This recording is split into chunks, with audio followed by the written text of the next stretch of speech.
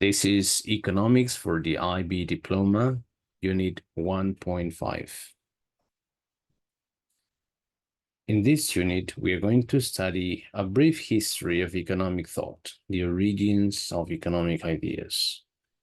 You can pause the video to read the learning objectives.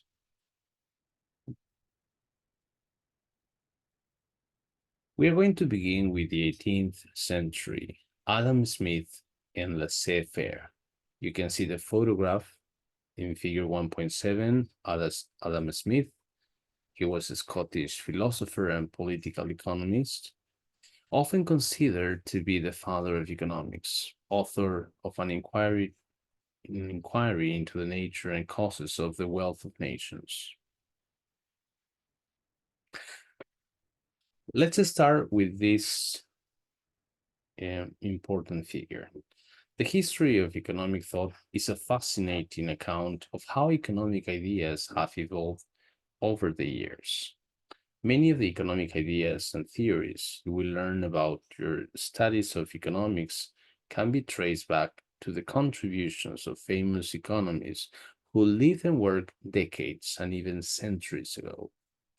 Although economic thinking has developed and progressed over time, leading to a deeper understanding of economic events, many of these contributions still lie at the heart of economics that we study today. Now, it is strongly recommended that you read this section, that you analyze this section one more time, but after completing the rest of the book. So after these different units and all the course book, it would be recommendable to go back to this unit, because it is only then that you will be able to appreciate the richness of the ideas of these famous economists. Because only then you will be able to recognize in their work your own understanding of economics. Until the 18th century, there were no distinct disciplines as we know them today. Investigation of events and phenomena in the social world were part of what was known as moral philosophy, while investigation of events and phenomena in the natural world were part of what was known as natural philosophy. In the area of what we know as economics, scholars and philosophers since the time of the ancient Greeks, 2,500 years ago, have concerned themselves with ideas that try to explain economic events. But no one had attempted to provide a theory explaining the economy in a systematic way. The first scholar to do this was Adam Smith. We're going to concentrate on this important philosopher, the father of economics. So Adam Smith was a Scottish philosopher who is often referred to as the father of economics. Adam Smith studied moral philosophy at the University of Glasgow and at Oxford University. Well, he eventually ended up back at the University of Glasgow, where he taught moral philosophy. He is best known for the ideas expressed in his book, The Wealth of Nations, published in 1776. The Wealth of Nations is considered to be a masterpiece that has influenced economics for generations up to the present day. Although it borrows heavily from the ideas of various scholars of the time, it represents the first attempt ever to set forth a comprehensive theory of how an economy can hold itself together, functioning in a harmonious way, and how such an economy can grow over time. So this is a very important textbook, and this masterpiece has influenced different generations until now. It is important to know that Adam Smith lived at a time when the traditional rights of rulers to impose authoritarian controls and restrictions on their subjects in Europe was coming more and more under attack. Smith believed that strong, repressive governments were not essential to the workings of an economy. So he therefore set out to show how an economic system without government could not merely function, but could moreover thrive and prosper to the great benefit of its citizens. So Adam Smith lived in a time in which governments were repressive, and he analyzed and came to the conclusion that these governments interfered with the economic flow, with the system. So the economic system could not work in a smooth manner. So in this task, Adam Smith borrowed heavily from the ideas of the natural laws set forth by Isaac Newton, 1642 to 1727, the great mathematician, physicist, astronomer, and theologian.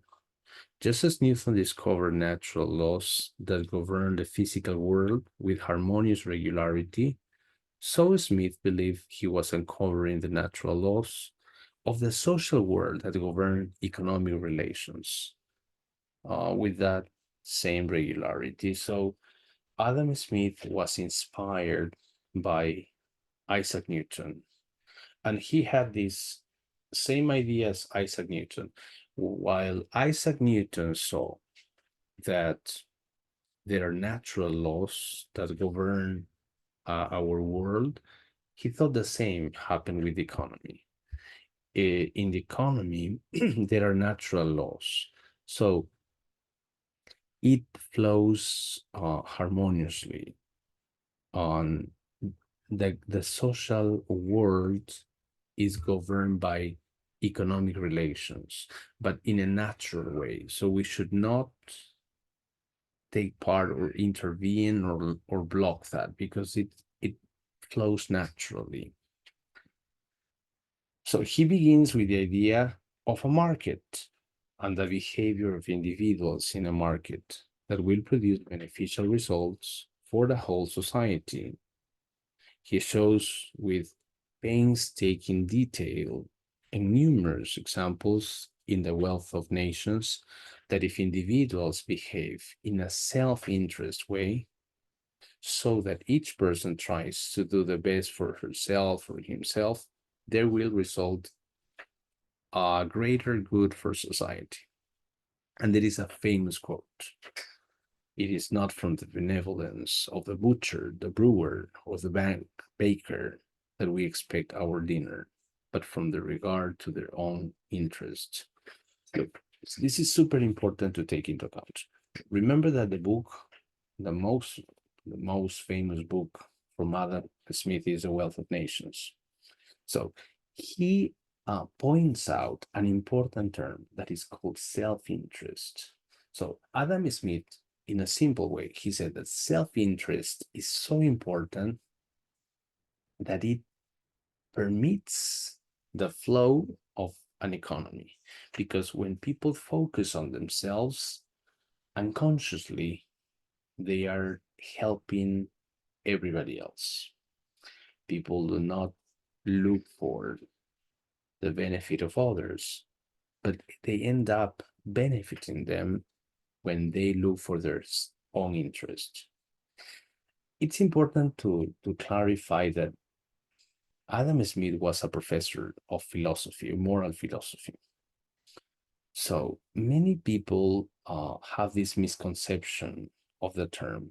They use the word egoismo, which is different from self-interest. Self-interest does not mean to be selfish, okay, or selfishness. Now, such behavior, the behavior of self-interest, gives rise to competition, which regulates the behavior of people acting in their self-interest. Competition is very important because it keeps people's self-interest in check. Suppose, for example, that a producer of shoes raises price to a high level expecting more personal gain. Other producers of shoes who also want to sell their products will sell them at a lower price. So the high price seller will be forced to lower the price. Self-interest produces competition, and competition forces producers to set the right price. So this process continues until the price of shoes falls to the lowest possible level. So we are saying that, first of all, self-interest has a consequence on competition. And when producers compete, this generates price levels that are competitive enough to be sold. Similarly, competition will lead to the production of those goods and services that are mostly wanted, because self-interest will lead producers to make those goods that they will be able to sell. In the same way, occupations that are difficult or dangerous will command higher wages, because workers will only be willing to take on such jobs if the wages are high enough to compensate them for the hard work and risks. So think about, for example, a job that is very hard to accomplish. So the more difficult the job it is, the more they will receive or earn. All of these ideas gave rise to the famous expression, the invisible hand of markets.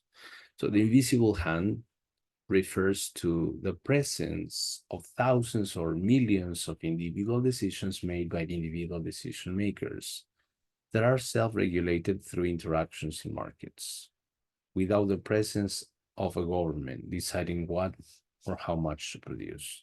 So the government should not take part in this, because there is an invisible hand. This invisible hand results in a more efficient use of resources. That means you cannot set the price you want, because there will be a competitor who will help you somehow regulate that price. Take a look at an example. Suppose you sell pizzas and you want to sell your pizzas at $3,000 a box, but your main competitor sells this at $20 a box. So you will be definitely forced to reduce and lower your price so that you become competitive in the market. Well, when we talk about this invisible hand, we are talking about laissez-faire. It's a French term that means let it do. This refers to a free market without government intervention. It is not necessary to have a government telling people what to do or how to do it, because the market working on its own can do a much better job of this. So, in conclusion, this invisible hand refers to laissez-faire. It means governments, please do not intervene, do not take part in this market, in this commerce, in these sort of interactions. However, Adam Smith did foresee a role for government as well. So Adam Smith did not say, all right, governments should disappear. No. Adam Smith had an idea of what government should do. So government, in his view, have three important functions. Number one, to take care of national defense. Number two, oversee security and a system of justice. And number three, to provide public infrastructure. That means roads, bridges, canals, and so on, which are essential to the proper functioning of an economy, and therefore should be financed from taxation. So Adam Smith thought like this: government should not intervene in the markets, but they should have a specific roles. Yeah, they need to protect the country, that is the armed forces. They need to deliver justice. on security so that people can commerce without problems. And very importantly, provide infrastructure. So markets on producers and buyers, they need to interact and they need to carry the goods. So it's necessary to have bridges, roads, canals, etc. That was central for Adam Smith's concept of the government. Now, the idea of competition being central to Smith's ideas was carried further. Smith was very concerned about the possible growth of firms to become large corporations or monopolies. All right, so in his view, he said, okay, the government should not take part, but what will be the consequence of firms competing? Um, well, there is a problem of this because if there are large corporations, that brings about monopolies, and monopolies restrict competition. Governments can restrict competition, monopolies in the same way. So he was keenly aware of the power of large firms to raise the prices to high levels and keep them there due to the absence of competition. He wrote this: the price of monopoly is upon every occasion the highest which can be got. The natural price or the price of free competition, on the contrary, is the lowest which can be taken. So Adam Smith believed that competition would ensure that monopolies and large corporations will not be able to arise. Competition was a solution for these monopolies, these large corporations wanting to take over the market. So in the book, The Wealth of Nations, Smith presents a theory of economic growth. Economic growth is seen to depend on the division of labor, that is, a separation of processes into many different tasks, each one performed by different workers, which permits a specialization of labor to take place. A specialization of labor involves the pursuit by workers of a particular task involving skills appropriate to the task in question. If workers specialize in particular activities that they can perform best, then more output will be produced, and this will lead to economic growth. All right. So we know that the book presents a theory of economic growth. And when we have competition, on every firm will try to be efficient. And if they want to be efficient, so they need to separate the processes. We'll take an example of, for example, producing a car. There should be groups or departments that specialize on some specific parts of the car so that they become more specialized and efficient eventually. So specialization was very important because that means that more output will be produced. And Adam Smith extended the idea of specialization beyond what takes place within countries to international trade between countries. Adam Smith is responsible for the idea of absolute advantage of a country in international trade. So according to this idea, the idea of absolute advantage, if each country produces the goods it can produce at the lowest cost and trades them for goods produced at a lower cost in other countries, then all the countries involved will be better off. As a consequence, Adam Smith was an advocate of free trade, so trade without restrictions. Adam Smith believed in trade. Do not interfere. Laissez-faire. The theory of absolute advantage will be discussed in chapter 14. This is for high level only. Now, whereas Smith wrote that self-interested behavior leads to the beneficial invisible hand of the market, he did not write that people's actions are determined only by self-interest. Why? Because he, as I said, he was a professor of philosophy, so moral philosophy, and he wrote a book called The Theory of Moral Sentiments in 1759. Smith argued that people have the ability to put themselves in the position of another person. In other words, to empathize. So this makes them behave in ways that create happiness for other people, because doing so gives them pleasure. This is important because in later years, Smith's ideas were misinterpreted to mean that people behave only selfishly and with greed. I have already pointed that out, and there has been misinterpretation of Adam Smith ideas. So and especially in the translation of self-interest for selfishness.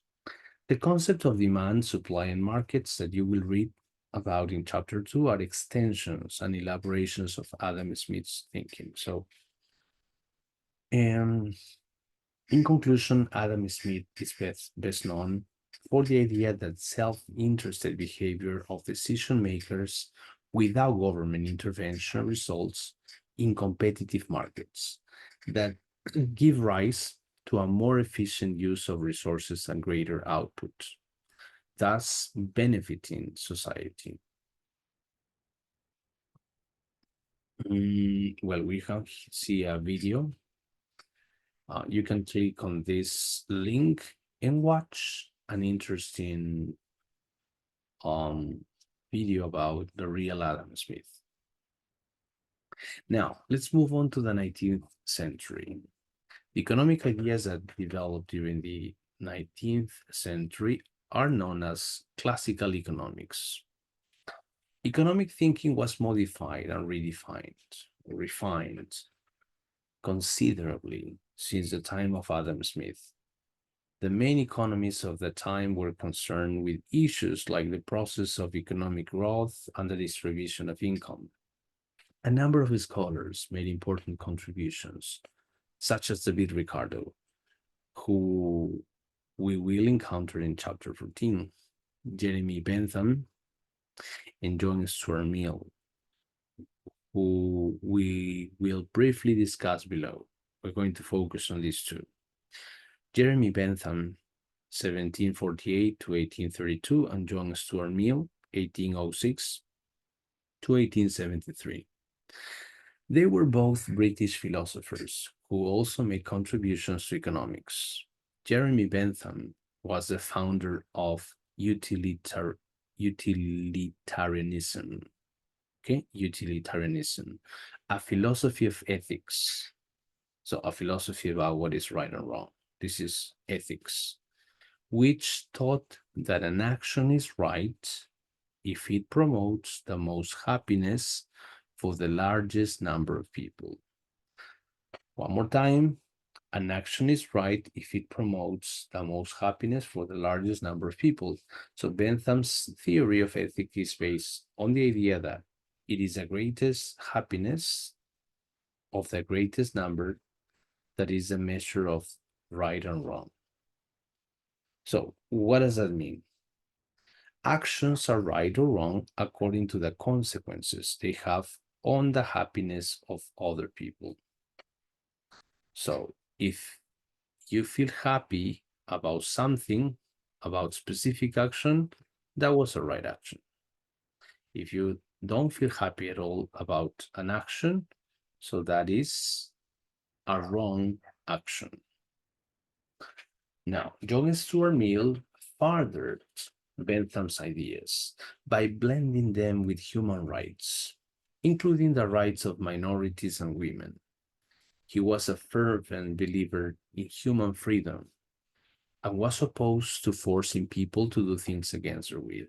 So, John Stuart Mill's theory of ethics can be summarized in his statement that actions are right in proportion as they tend to promote happiness, wrong as they tend to produce the reverse of happiness. So for John Stuart Mill, nobody should be forced to do anything. People should do whatever they want. And that is the right thing. So it's important to analyze that his ideas, were based on Jeremy Bentham's. So the idea of the greatest happiness is based on the concept of utility. So Bentham defined utility, that property in any object whereby it tends to produce benefit, advantage, pleasure, good, or happiness, or to prevent the happening of mischief, pain, evil, or unhappiness.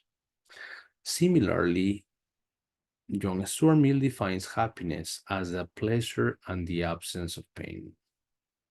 Utility, the central concept in the philosophy of ethics of utilitarianism, evolved to become a central concept of economics that underlines economic theories up to the present day. So classical economists developed the philosophy of ethics known as utilitarianism, according to which an action is right if it promotes the most happiness for the largest number of people. Now, classical economists were concerned about the concept of value. What is value? So specifically, what gives things their value and what determines their price? Think about that. Why is something valuable? And what are the factors that determine the price of a given good? One theory was popular at the time, was a labor theory of value. So according to which the price of a good was determined by the quantity of labor that was necessary to produce it. One more time. So the question is, why is a product, is a specific good valuable? What determines this price? So there is one theory, the labor theory of value. So the price of a good was determined by the quantity of labor. That means, in simple, you took 10 hours to produce a specific good, and somebody else took 20 hours to produce another good. So the second good has a higher value because of the number of hours used to produce each good. It so happened that three economists working independently of each other came out to use the concept of utility in order to arrive at a theory of how prices are determined. They were Stanley Jevons, Carl Menger, and Leon Walras, or Walras. So these three people were working independently, and they came to the same conclusion. They differed widely in the methods they used, but they all agreed on two fundamental points. Number one, the concept of utility or satisfaction or pleasure derived from consuming something is central to an idea of value that helps determine prices. So, what determines the price of a good? Utility. So, what matters is not the total utility of consuming something, but rather the extra or additional utility of consuming one more unit of that good. And that is known as marginal utility. So this is the second theory. The previous theory was the theory of the labor theory of value. The more hours you took to produce something, yeah, the most value it had. But on the other hand, this concept of utility said, number one, the level of satisfaction. If you buy a product and it produces you a high level of satisfaction, it was very valuable. If it didn't produce, didn't satisfy you or gave you satisfaction or pleasure, no. So the value of it was lower. That was the first point. The second point, it's about the marginal utility. So for example, suppose that I go to two pizzerias. In the first pizzeria, I can eat the first slice of pizza and I like it. I eat the second, and I like it. Not as much as the first one, but yeah, I liked it. And the third, it goes down and down and down. But um, the maximum number of pizzas, it's six slices of pizzas. In my six is enough. So seven, it would produce no satisfaction to me. On the other hand, the second pizzeria, yeah, I can eat up to 15 slices. So if you notice, so what am I saying? Which pizza is more valuable? The first one in the first pizzeria or in the second? You will say the second. Why? Because I can eat more slices of pizza. So that means that the marginal utility um, it's lower in the second case than in the previous one. So that's what defines the value of goods. Suppose that utility can be measured in units of utils. This is an imaginary units that measure satisfaction.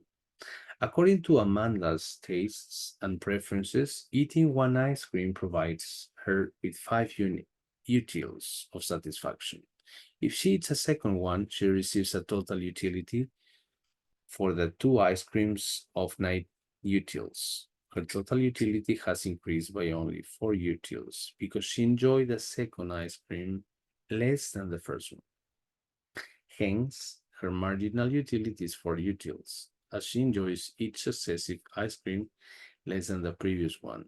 Her marginal utility keeps falling. Okay? So this example is similar to what I already said with the pizzas.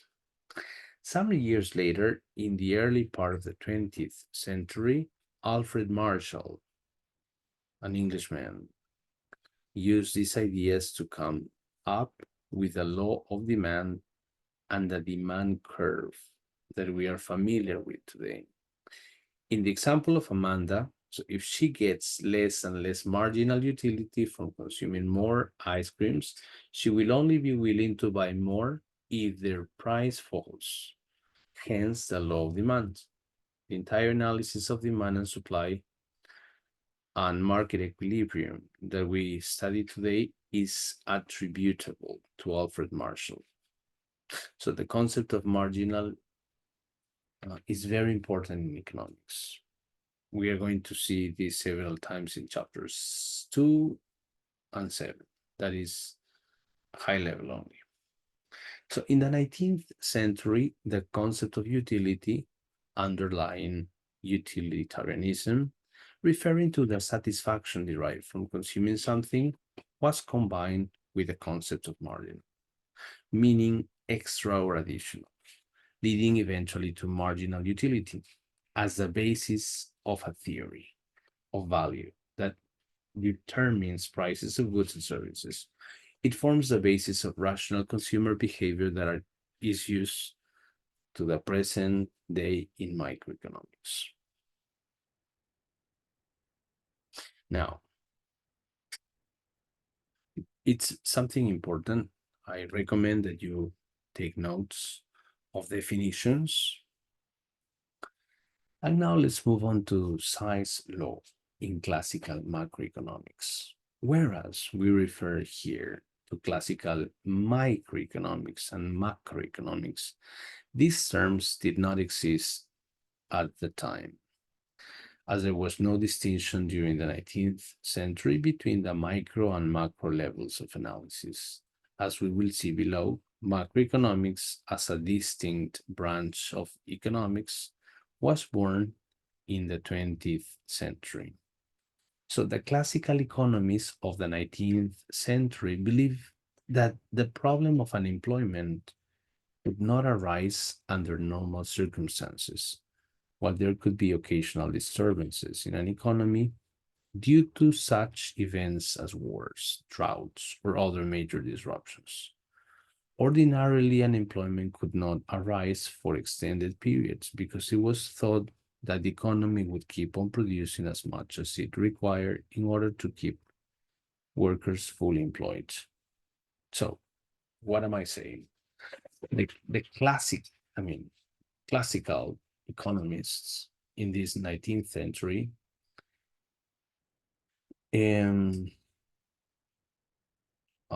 thought that unemployment, for example, was, occurred because of occasional disturbances in an economy. But this idea came to be known as Say's law after the French economist Jean-Baptiste Say. Say was strongly influenced by Adam Smith and was an advocate of free markets and laissez-faire. The law that was named after him stated very simply that supply creates its own demand.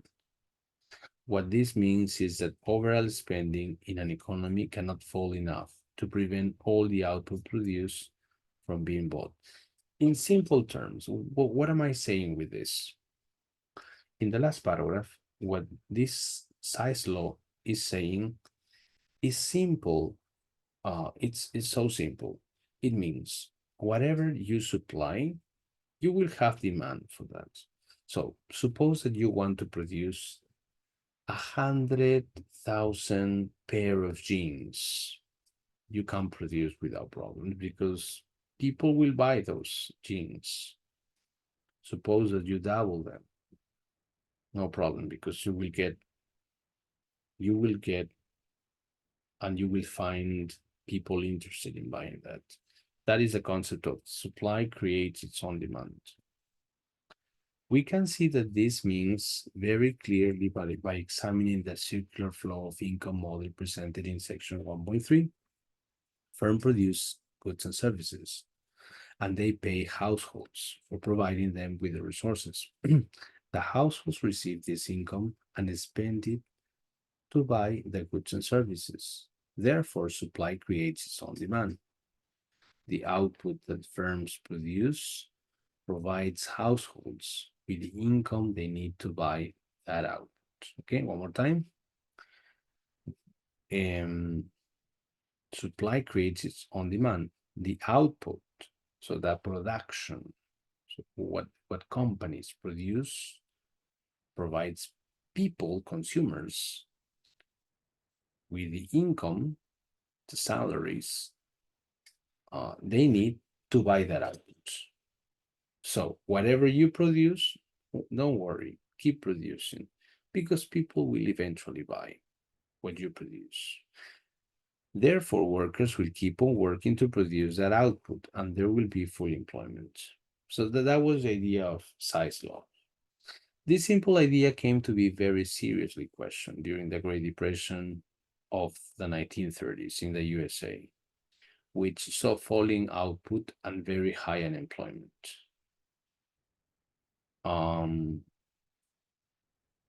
These events gave rise to the birth of macroeconomics as a distinct branch of economics and the development of new theories to explain unemployment. So this was common. Macroeconomics was a result of the measures taken during this Great Depression. So according to Say's law, supply creates its own demand. This is a theory that claims that the economy tends toward full employment in the absence of any government intervention. This is important because this concept will be refuted then with John Maynard Keynes later on. The Marxist critique of classical economics. Karl Marx, German philosopher and political economist, whose theories form the basis of modern communism, author of Capital, critique of political economy, that's Capital for short. Now, Karl Marx was a German philosopher who had a profound influence on the course of global events during the 20th century, as many of his ideas form the ideological basis for the establishment of communist regimes around the world. In addition to being a philosopher, Marx was an economist, historian, political theorist, sociologist, and linguist. Marx produced a huge amount of written work, but perhaps the best known is his book Capital, Critique of Political Economy, for short as Capital in German, 1867, which was written over 18 years. In this book, Marx presented what he considered to be a scientific account of the laws of capitalist development, which would eventually result in the downfall of capitalism. Capitalism is a free market system based on private ownership of the means of production and driven by the desire to make profits. So we can see in this second paragraph that Marx produced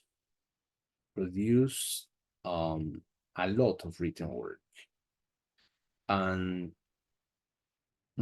he considered that this capitalist system would have different drawbacks, different disadvantages that would eventually lead to its own end. So Marx's analysis, third paragraph, is based on a version of the labor theory value. Let's remember that, the labor theory value. Remember that you think, why is this valuable? Why is this product valuable? Oh, because somebody worked here 10 hours to produce this thing. Oh, it's valuable. Somebody else produced only 1 hour to produce. It's not really valuable. That is a labor theory value. Okay, so which, as noted earlier, was the standard explanation of value in the 19th century until the appearance of marginal analysis. So the value of a good was determined by the amount of labor that was used to produce it. I already said it. However, Marx observed that the price actually paid for a good was usually far greater than the value of labor that was put into producing it, measured by the wages paid to labor. The difference between the two, or the price of the good minus the value of labor to produce it, was termed surplus value by Marx and corresponded to profit made by the owner of the factories. Here Marx analyzes to produce a given object by the number of hours, there is a price, there is a value of labor to produce a given object, but the price of this is much higher. So this this gap between the price of the given good and the number of hours to have a specific value for that given good is what Marx saw as surplus value. In Spanish, this word is plusvalía, surplus value. So surplus value represented exploitation of workers by the owners of factories. So this money that you get at the expense of people working was exploitation for Marx. The factory owners had an incentive to pay workers as little as possible, forcing them to work under appalling conditions, horrifying conditions, so that they could make the surplus value and hence their profits as large as possible. It is beyond doubt that conditions in 19th century factories in England, where Marx was living at the time, were truly appalling, as the writings of authors such as Charles Dickens clearly show. In Charles Dickens' books, you will find that out. This condition was extreme. So Marx was against surplus value, okay, because it meant exploitation from him. As a historian, Marx saw economic systems being transformed over time in a particular order. Feudalism had been replaced by capitalism. So that is what Marx saw. And according to the historical laws, he claimed to have discovered capitalism was going to be replaced in the future by communism. So he saw that idea. Capitalism replaced feudalism. So communism will eventually replace capitalism. Competition would force capitalists, so the owner of factories, to keep investing in new machinery in order to reduce labor costs, and hence, and as a consequence, be their competitors. But by using machines in place of labor, the capitalists would reduce the surplus value of labor that gave rise to their profits. So therefore, the result would be declining profits for the capitalists. At the same time that capitalist profits were expected to fall, workers would become increasingly unemployed and poverty-stricken as they were replaced by modern machines. Workers were expected to become more and more pitted against capitalists. The capitalist system would eventually be overthrown, to be replaced by communism, where the means of production, so that is the factories, would be owned collectively by the people. So as workers were unemployed, they were the ones who were going to take over those firms. Marx did not at any time describe his visions of communism in a systematic way, but it is clear from his writings that the systems that came into being in the 20th century were not based on his ideas. So his predictions have not materialized, since capitalist profits do not appear to be falling. While capitalism does periodically undergo crises, such as the Great Depression of the 1930s and the global financial crisis of 2008, it does not appear to be on the verge of collapse. So Marx was certainly wrong. All right? Yeah, because we saw an apparent falling down in the Great Depression in 1930s. But no, I mean, it was temporary, the same as in 2008. So they did not collapse, and capitalism hasn't collapsed at all. They have gone through rough times, but they haven't collapsed. So Marx was wrong in that respect. But Marx, he was wrong, but he's still highly influential. Why? Because he had keen insights into the working of capitalism, which are still highly relevant today. These include the recurrence of crisis, which is similar to what is known today as the business cycle, the impoverishment of the middle class as income inequalities grow rapidly, the lack of growth in real wages over decades in many developed countries related to the growth in income inequalities, increasing job insecurities and the risk of growing unemployment due to rapid technological change. So moreover, Marx has had a profound influence in other social sciences, including sociology, anthropology, and politics. So Karl Marx is still widely read today, and there has been a growing interest in his work since the onset. And well, interestingly, a search on Amazon UK yields more results for Karl Marx and Adam Smith. Here you will see an interesting video about Marx.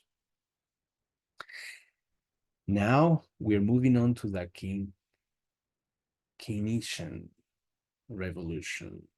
This is a picture of John Maynard Keynes, a British economist whose theories replaced classical economics, and he's the author of the General Theory of Employment, Interest, and Money, the General Theory for short. It was noted that in the 19th century, it was believed that in accordance to size law, supply creates its own demand. So in this way of thinking, it was not possible to have extended periods of unemployment. It was not possible. Therefore, when the Great Depression of the 1930s occurred, bringing with it very significant declines in output, along with high unemployment in many countries, economists were at a loss to explain how this had occurred. Remember that the classic economists thought this cannot be extended for a long time. So what's happening? Why do we have such depression? John Maynard Keynes plays an important role here. He was an extremely influential British economist. So he set forth an economic theory that entirely replaced the classical theory and size law. Keynes is best known for his book, The General Theory of Employment, Interest and Money. He argued that the state of full employment in an economy was only a special case that could not occur all the time. So having full employment doesn't occur all the time. If spending decreased, there was nothing to ensure that an economy would return to a situation of full employment on its own. Classical economists thought that if overall demand decreased and there was a fall in spending, then prices will fall, which will cause spending to increase again. So output and employment will once again go to the full employment level. Also, classical economists thought that if there was a decrease in spending so that output fell, then there would be some temporary unemployment that would cause wages to fall, making employers increase the number of workers they hire. This would also bring employment back to the full employment level once again. So, according to Keynes, wages were sticky, meaning they could not fall easily. In addition, falling wages meant that workers would have less money to spend, which would cause overall demand and spending to fall further. But sticky wages meant sticky prices, because producers could not lower their prices if they had to go on paying the same levels of wages. As a result, the economic system could not on its own go back to full employment. So it's not it will not be recovered by itself, which was the idea of size law. Keynes argued that a situation like this requires government intervention in the form of increased government spending, which would give the economy the push it needed to get it going again. So using the idea of the multiplier, he showed that if the government increased its own spending on such things as building roads or schools, there would be a multiplier spending effect in the economy. This would help the economy to get out of its state of low output and unemployment. So Keynes thoroughly dismissed the laissez-faire economy of the 19th century, and he provided justification for government intervention. So he was against laissez-faire. Remember that laissez-faire stated, let it do. Don't intervene, government, don't take part in this, there is a natural flow. Keynes said no. It's important to intervene. So that is urgently needed to avoid prolonged recessions and high unemployment. So we are going to study more about Keynes in chapter 9. So one of the important contributions of John Maynard Keynes is the idea that an economy left on its own will not necessarily lead to full employment. So thus requiring government intervention, it's important to take part in the economy to ensure that full employment will be achieved. This is an interesting video about John Maynard Keynes. You can take some time to watch it. Now, the 19th century now, the emergence of macroeconomic policy. Macroeconomic policy was inspired by the work of John Maynard Keynes. We discussed about that. So the term macroeconomics as a field of economics, distinct from microeconomics, this didn't exist until 1945, when it was coined by Jacob Marshak. According to the thinking of the classical economists, there was no need for macroeconomic policy, since the economy was assumed to correct itself automatically through market forces in the absence of government intervention. We're going to discuss macroeconomic policies in detail in chapter 13. So this is just a preview. Now, in the early 1970s, the global economy experienced cost-push inflation. And this is also known as stagflation. Stagflation in Spanish is estanflación. On account of the first oil price crisis, Keynesian economics, with its focus on aggregate demand, was unable to provide a solution to inflation of this type. These events paved the way for the emergence and growing popularity of two schools of thought, monetarism and new classical economics. Monetarism, attributed to the Nobel Prize-winning economist Milton Friedman, 1912 to 2006, emphasizes the role of money in the economy. It is argued that changes in the money supply have major effects on output in the short run and on the price level in the long run. New classical economics, associated partly with another Nobel Prize-winning economist, Robert Lucas, born in 1937, emphasizes the importance of individuals' rational expectations of inflation and government policy actions. So this has to do with monetarism. Two important figures there. Milton Friedman. For Milton Friedman, money has an important role in the economy.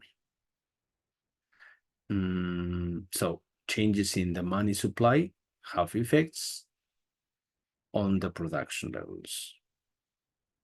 Okay, in the short run. Short run means corto plazo, in the short term.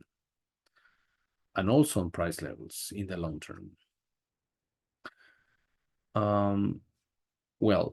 Robert Lucas, on the other hand, emphasizes the importance of rational expectations. So inflations and government policy actions are somehow an effect of how people or how individuals expect or have rational expectations. While these two theories are quite different from each other, we are considering them together because they share a unifying principle regarding the role of markets in bringing the economy back to a situation where there is full employment without any government intervention. So these two schools agree that there should be no intervention from the government. In fact, according to these two schools of thought, it is government intervention itself in such areas as minimum wage laws and the operation of trade unions that lead to sticky wages that do not fall. And this prevents the automatic adjustment of the economy back to full employment. If all wages and all prices could respond freely to the forces of demand and supply, markets on their own would achieve high levels of output and full employment. Okay, one more time. If all wages, all the salaries, and all prices respond freely to the forces of demand and supply, markets on their own would achieve high levels of output and full employment. So, laissez-faire again. It is clear from the above that this approach involves a rejection of Keynesian economics, which requires government intervention for the smooth functioning of an economy. It advocates a return to the classical idea of automatic full employment through the workings of a laissez-faire economy. And as a consequence, the use of the term neoclassical.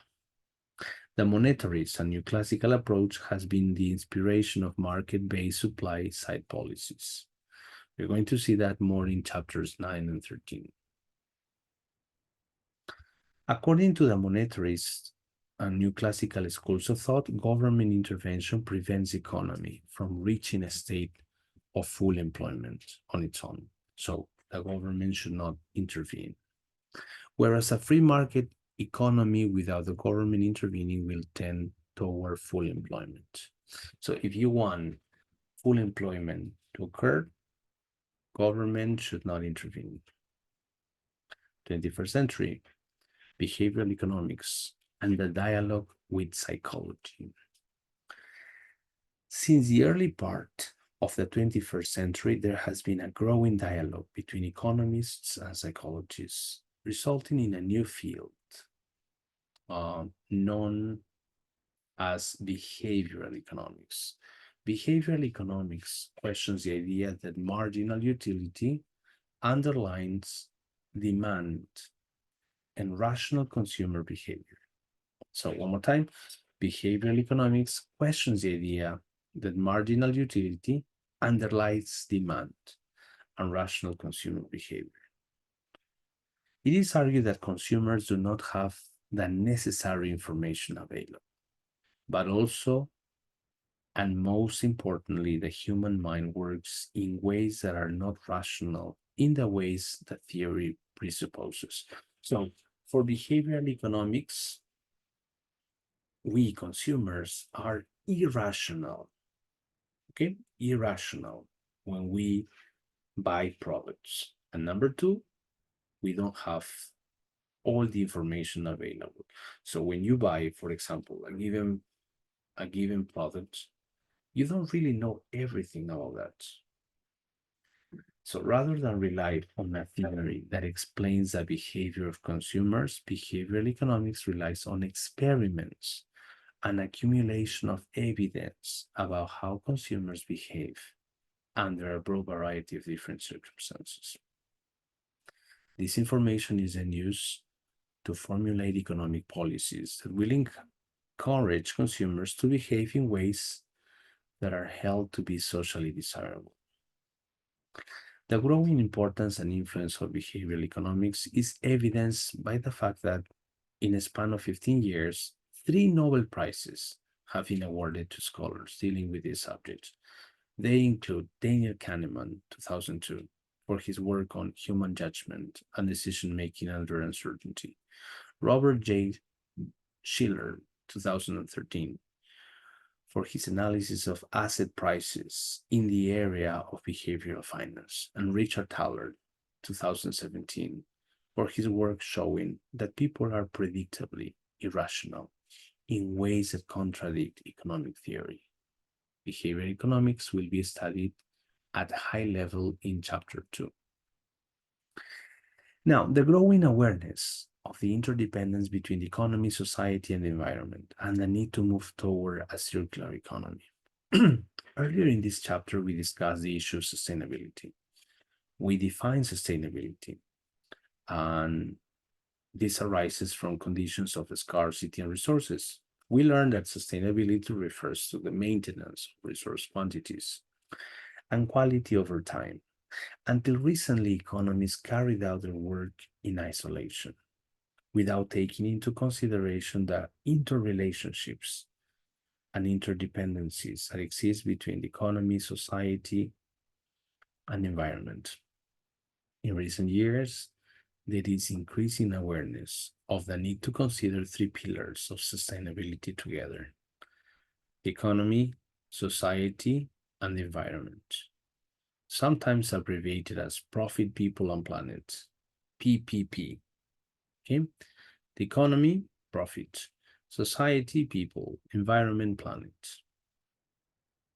So we are becoming more aware of these aspects. In addition, it is imperative to move away from the traditional extractive take, make, dispose model, which characterizes our current approach to producing products and disposing of waste. This approach involves extracting resources, making them into products, and then throwing them out. The imperative of achieving sustainability or sustainable development requires that we adopt a circular economy. Circular economy is the idea behind that goods should be produced in such a way that they can be repaired rather than thrown out. In addition, they would be made out of biological materials so that once discarded, they can go back into biosphere and prevent pollution of the planet. According to London's Waste of Recycling and Recycling Board, a circular economy is a more efficient and environmental sound alternative to the traditional linear economy. It is one in which we keep resources in use for as long as possible, extract the maximum value from them whilst in use, then recover and regenerate products and materials at the end of their life. Well, novel thinking in the 21st century includes: one, contributions of psychology to economics, which offer alternative ways of understanding how consumers make decisions, with the view of influencing consumer choices toward socially desirable outcomes. And number two, the development of new models regarding sustainability that focus on the close interdependencies between the economy, society, and environment, and the concept of the circular economy. This is Test Your Understanding 1.14. You can pause the video, read the questions, and start working on them. You have the answers from 1, 2, and 3. You can pause the video and check your answers. Now you have the answers for 4 and 5. You can pause the video and compare your answers. All right, we have come to the end. This is a glossary of Unit 1.5. Adam Smith, Laissez-faire, Classical Economics, Utility, Marginal Utility, Size Law, Karl Marx, John Maynard Keynes, Monetarism, New Classical Economics, Behavioral Economics, Circular Economics. Thank you.